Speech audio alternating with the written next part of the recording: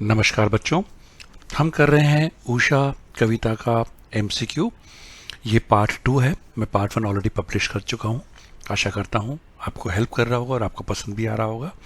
अगर आपको अच्छा लग रहा है तो लाइक ज़रूर कीजिए और शेयर भी ज़रूर कीजिए। शुरू करते हैं पार्ट 2। सूर्य अस्त के समय किस दिशा में लाली भर जाती है? उत्तर दिशा में, पूर्व दिशा में, पश्चिम दिशा में या दक्षिण दिशा में? तो बच्चों ये बड़ा इजी इसका आंसर है। आपको पता है सूर्य अस्त किस तरफ होता है? पश्चिम में। पूर्व से सूर्य उदय होता है और पश्चिम में सूर्य अस्त होता है।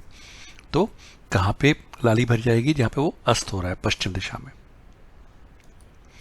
उषा कविता में किस तत्व की प्रधानता है?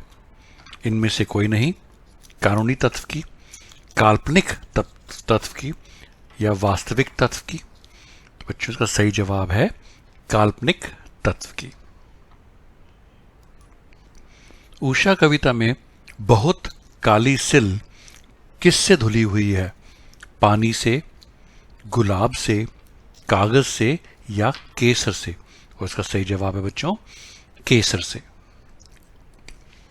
लाल खड़िया मल्दी हो किसी ने स्लेट पर।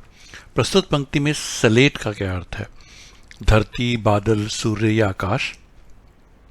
तो बच्चों मैंने आपको पिछले एमसीक्यू में हमने पढ़ा था स्लेट का जो अर्थ एक्चुअल में होता है वो होता है चपटा पत्थर।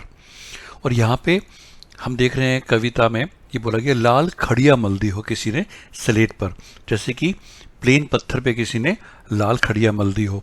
तो यहाँ पर जो स्लेट को जो अर्थ है वो है आकाश। आकाश पे लाल रंग जैसे मल दिया हो। प्रस्तुत कविता में नीला जल किसका प्रतीक है? सूर्य का, आकाश का, बादल का या कविता का? तो बच्चों इस कविता में नीला जल जो है वो भी आकाश का प्रतीक है।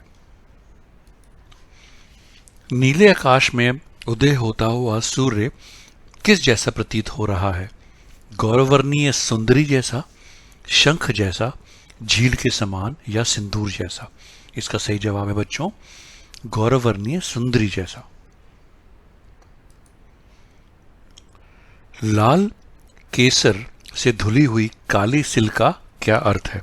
धरती, बादल, आकाश या सूर्य? तो हमने यह भी किया है, आप कैसे कर सकते हैं। इसका मतलब है आकाश।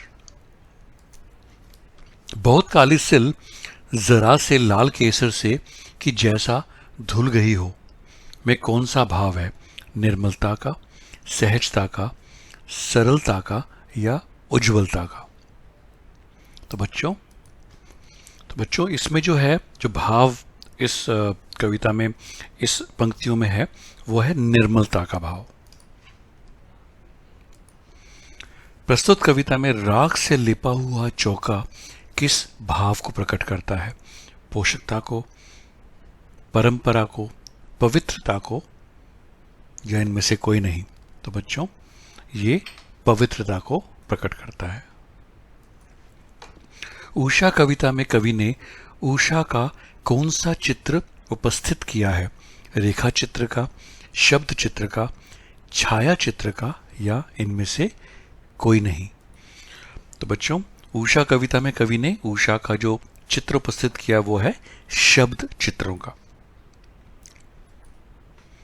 प्रस्तुत रचना के आधार पर उषा का उदय कैसा लगता है?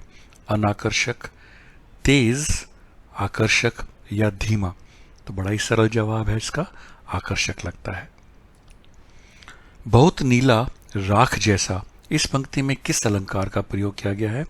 उपमा अलंकार का, अनुप्रास अलंकार का, उत्प्रेक्षा अलंकार का या इनमें से कोई नहीं? तो बच्चों इसमें उपमा अलंकार का प्रयोग किया गया है। नीले जल में किसी की गौर झिलमिल दे जैसा हिल रही हो में कौन सा भाव है? तरलता का, निर्मलता का, उज्ज्वलता का या सुगंध का? तो बच्चों इसमें उज्ज्वलता का भाव है। प्रस्तुत कविता में प्रातःकालीन आकाश का रंग कैसा है? काला है, सुनहरा है, सफेद है या नीला है? तो हमने ये कई बार पढ़ा है, कई एमसीक्यू में क्वेश्चन आया है। इसमें नीला आकाश का रंग बताया गया है। ये बच्चों लास्ट एमसीक्यू है इस पाठ का, इस कविता का और पार्ट 2 का।